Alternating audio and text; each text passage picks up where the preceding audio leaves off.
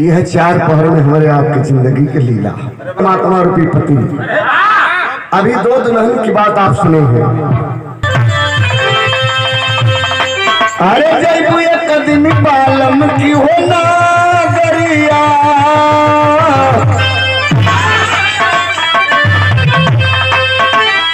ये गीत बड़ा रंगीन मास्टर। कौन गीत है भैया? भोजपुरी के गीत हो। पलमुआती हुआ निगारी, ए बहिनी रतिया पलमुआती हुआ निगारी, तरकारी खाती